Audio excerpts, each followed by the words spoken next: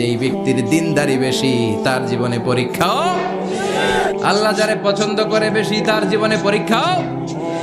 নমরুদ বললে ইব্রাহিম ইমান ছেড়ে দাও, তাহলে জানে বেঁচে যাবা, নাইলে আগুনে ফেলবে। সাইদের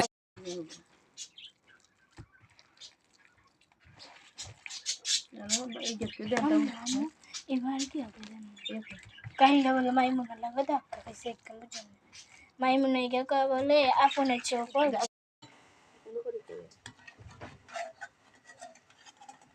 বাড়িতে দাদুঘর নাচ ধরে,